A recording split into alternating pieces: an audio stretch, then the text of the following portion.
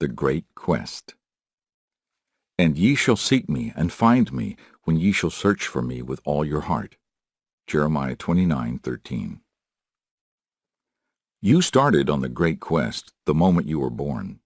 It was many years, perhaps, before you realized it, before it became apparent that you were constantly searching for something you never had, searching for something that was more important than anything in life. Sometimes you have tried to forget about it. Sometimes you have attempted to lose yourself in other things so there could be time and thought for nothing but the business at hand. Sometimes you may even have felt that you were freed from the need to go on seeking this nameless thing.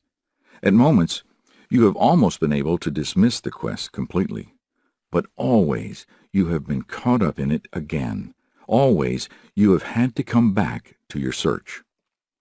At the loneliest moments in your life, you have looked at other men and women and wondered if they too were seeking something they couldn't describe but knew they wanted and needed. Some of them seemed to have found fulfillment in marriage and family living. Others went off to achieve fame and fortune in other parts of the world.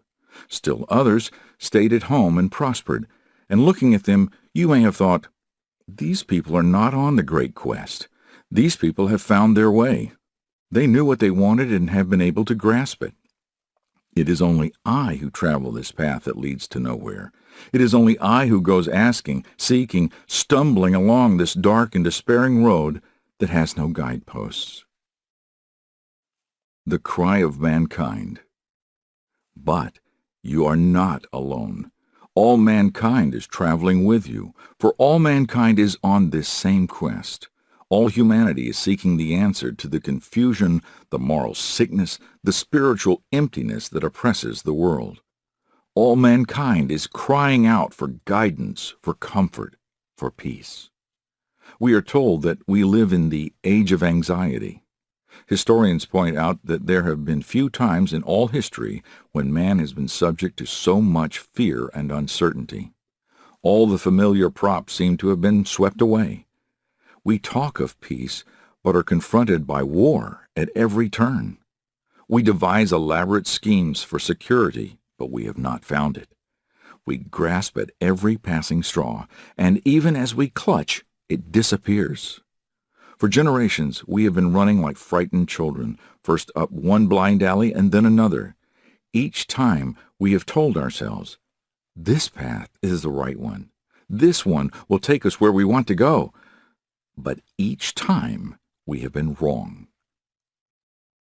The path of political freedom.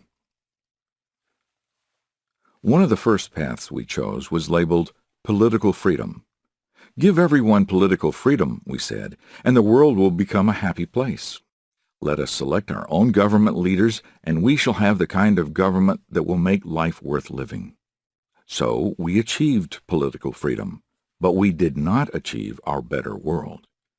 Our daily newspapers give us reports of corruption in high places, of favoritism, of exploitation, of hypocrisy equal to and sometimes surpassing the despotism of ancient kings. Political freedom is a precious and important thing, but it alone cannot give us the kind of world we long for. There was another very hopeful path marked education, and many put their whole faith in it. Political freedom coupled with education will do the trick, they said, and we all rushed madly along the educational path. It seemed a bright, well-lighted, sensible path for a long time, and we traveled it with eager, expectant feet. But where has it led us? You know the answer. We are the most informed people in the history of civilization, and yet the most confused.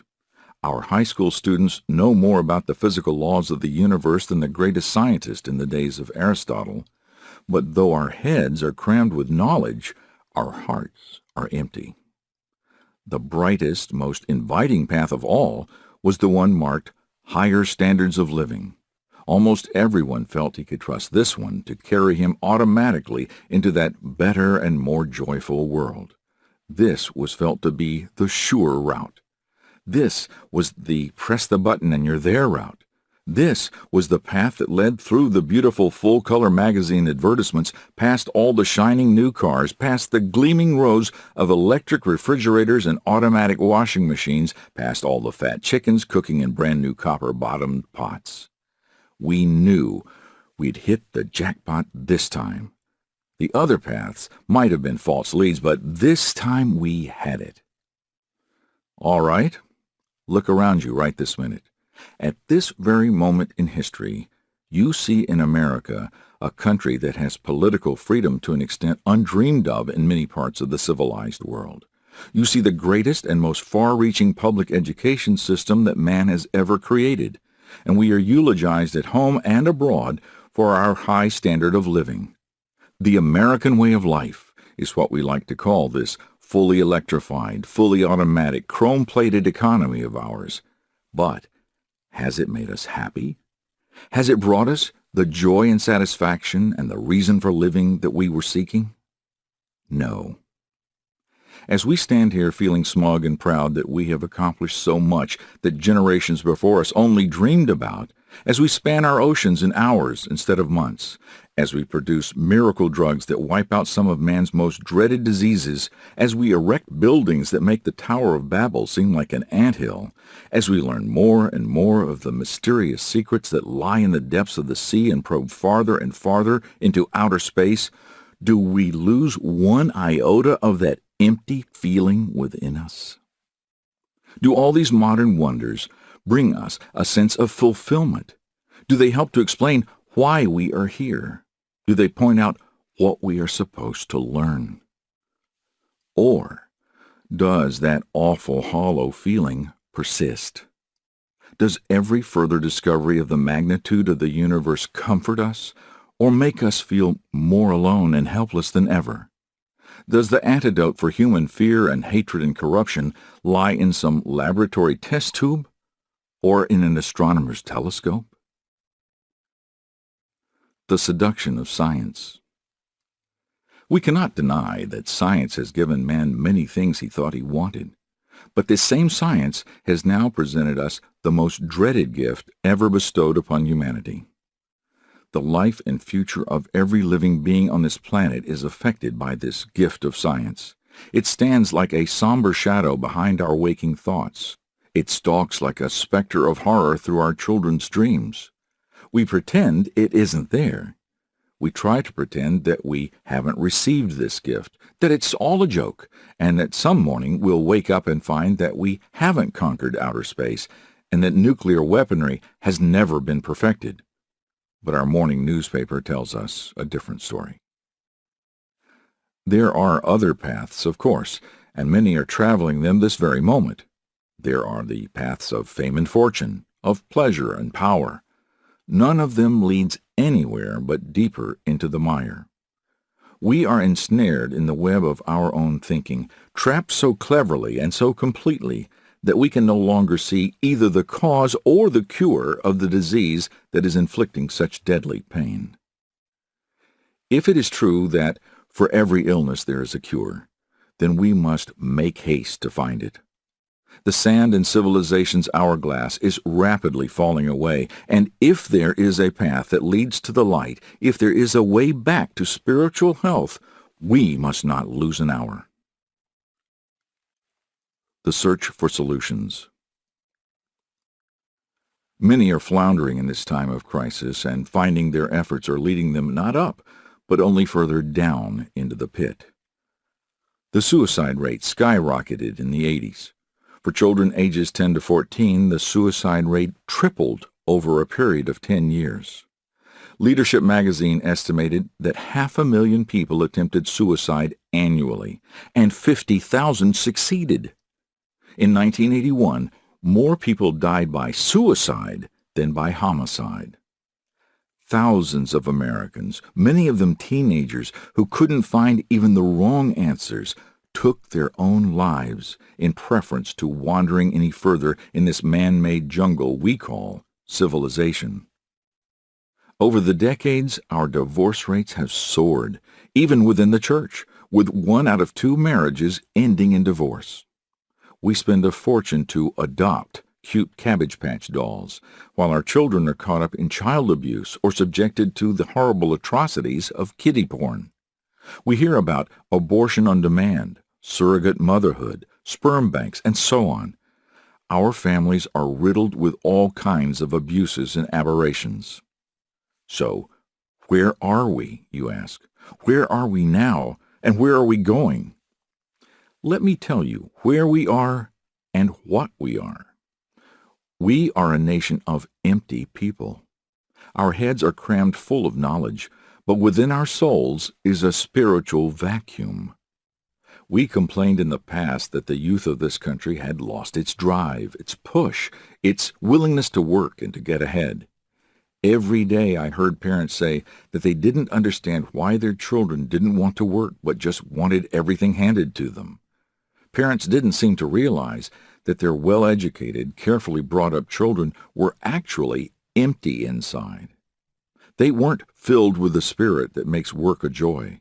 They weren't filled with the determination that makes pushing ahead a pleasure. And why were they so empty? Because they didn't know where they had come from, why they were here, or where they were going.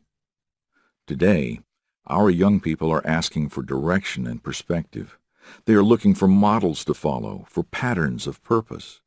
They are like rows of beautiful new automobiles, perfect in every detail, but with no gasoline in the tanks. The exteriors are fine, but there's nothing inside to give them power. And so they just sit and rust with boredom. The breadth of boredom. America is said to have the highest per capita boredom of any spot on Earth. We know that because we have the greatest variety and greatest number of artificial amusements of any country. People have become so empty that they can't even entertain themselves. They have to pay other people to amuse them, to make them laugh, to try to make them feel warm and happy and comfortable for a few minutes, to try to lose that awful, frightening, hollow feeling, that terrible, dreaded feeling of being lost and alone. You may think that boredom is a minor matter. Everyone gets bored sometimes. It's only natural. But let me tell you something about boredom and this dangerous apathy that is creeping over the land and over the minds and hearts of the people. Man is the only one of God's creatures who is capable of being bored, although I've seen animals in a zoo that look very bored. No other living things except man can ever be bored with itself or its surroundings. This is very significant, for the Creator never does anything without a purpose, and if He gave man the capacity for boredom, He did it for a purpose. Boredom is one of the sure ways to measure your own inner emptiness.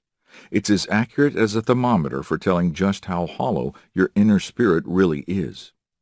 The person who is thoroughly bored is living and working in a vacuum.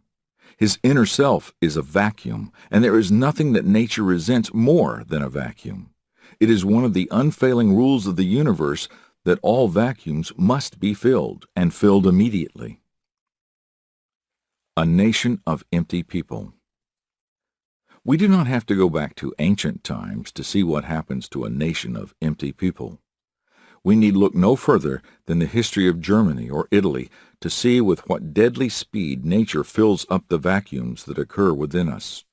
Nazism in Germany and fascism in Italy could find no place in the heart and soul of a person who was filled with the Spirit of God, but false ideologies flood with the greatest ease into the minds and hearts of those who are empty and waiting.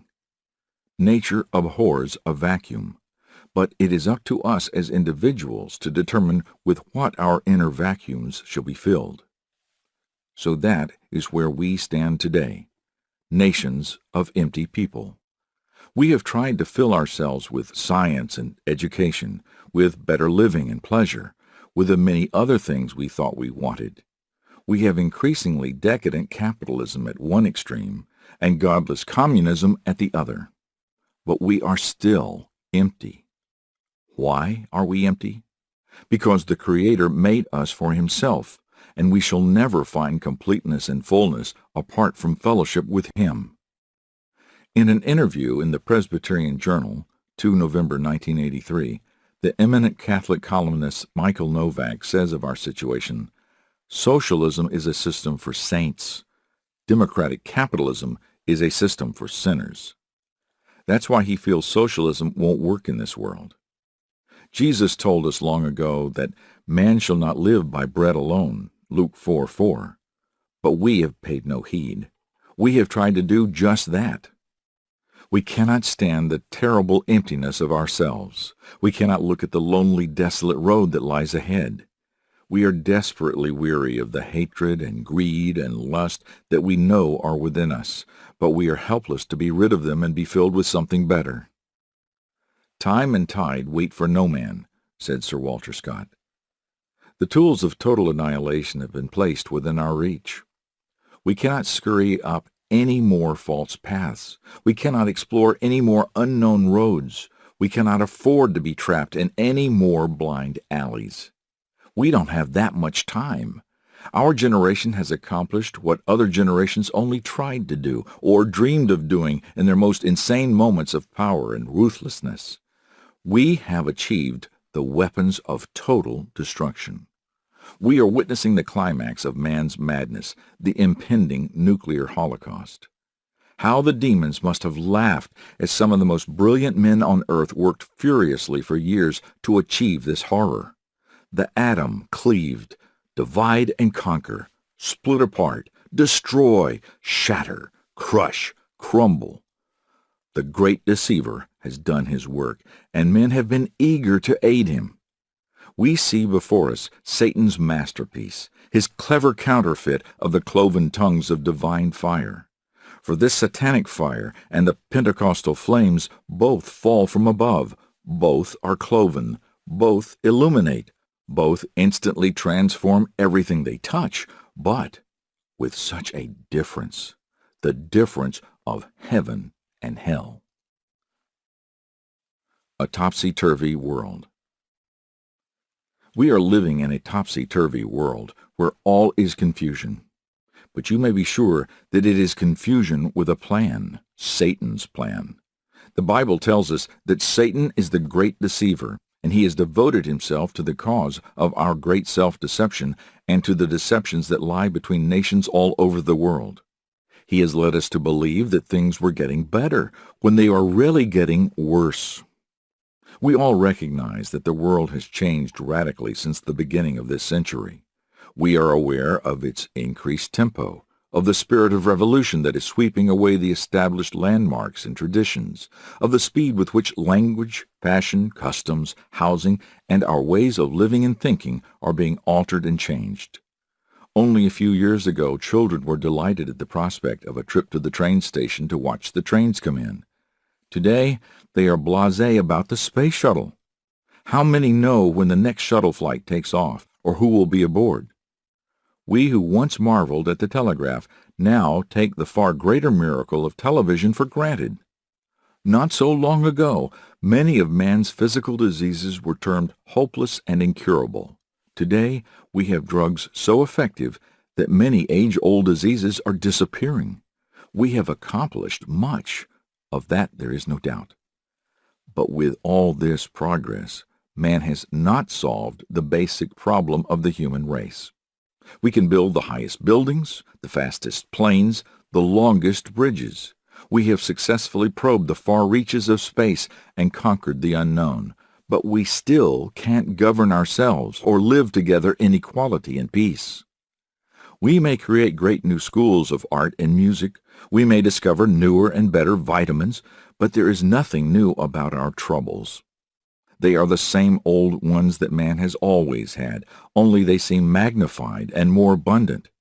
They may come upon us in new ways, they may seem to give sharper pain and deeper anguish, but fundamentally we are facing the same temptations, the same trials, the same testings that have always confronted mankind. Since that tragic moment in the Garden of Eden when man gave up God's will for his own will, man has been plagued by the same problems. Their cause is stated in the 3rd chapter of Genesis. The terrible conditions that produced them are related in the 1st chapter of Romans, and the gospel of Jesus Christ gives us their remedy. It is man's depraved and sinful nature that fills him with hate, envy, greed, and jealousy. The curse of sin is upon his body, and he is forever haunted by the fear of death. His inventive genius has enabled him to change everything but himself. For man, in spite of the loudly acclaimed progress of our times, remains just as he was in the beginning. Sin is still the same. Sin, too, has remained unchanged, although man has done his best to alter it. We've tried to dress it up with other names. We've put new labels on the same old bottle of poison. We've tried to whitewash the rotting building and pretend it is sound or new. We've tried calling sin errors or mistakes or poor judgment, but sin itself has stayed the same. No matter how we try to salve our conscience, we've known all along that men are still sinners, and the results of sin are still disease, disappointment, disillusionment, despair, and death. Sorrow hasn't changed either. It began when Adam and Eve looked with broken hearts upon the lifeless body of their murdered son Abel and knew the crushing weight of grief. It has gone on until today. Sorrow is the universal language of man. No one escapes it. Everyone experiences it. It even seemed to one of Job's comforters that it was the aim of life, for he said, "Yet man is born unto trouble, as the sparks fly upward." Job 5:7. Death is also still the same. Men have tried to change its appearance. We have changed the word undertaker to mortician. We place bodies in caskets now instead of coffins. We have funeral homes instead of undertaking parlors, and memorial parks instead of graveyards. We try to soften the starkness of the last rites, but regardless of what we call it, or how lifelike we make the corpse through makeup, the cold, hard, cruel reality of death has not changed throughout all of man's history. A friend struggling with terminal cancer recently wrote, "It has dawned on me that cancer is not terminal, life is." 3 facts constitute the true story of man. His past is filled with sin. His present is overflowing with sorrow. And the certainty of death faces him in the future. The Bible says, "It is appointed unto men once to die." Hebrews 9:27. And to the average person this seems a stark and hopeless situation. Hundreds of philosophies and scores of religions have been invented by men in their efforts to circumvent the Word of God. Modern philosophers and psychologists are still trying to make it appear that there is some way out other than the path of Jesus. But man has tried them all, and none of them leads anywhere but down. Christ came to give us the answers to the 3 enduring problems of sin, sorrow, and death. It is Jesus Christ, and He alone, who is also enduring and unchanging, the same yesterday, today, and forever. Hebrews 13:8. As the hymn writer Henry F. Light wrote, "Change and decay and all around I see. O Thou who changest not, abide with me." All other things may change, but Christ remains unchangeable. In the restless sea of human passions, Christ stands steadfast and calm, ready to welcome all who will turn to Him and accept the blessings of safety and peace. For we are living in an age of grace in which God promises that whosoever will may come and receive His Son. But this period of grace will not go on indefinitely. We are even now living on borrowed time.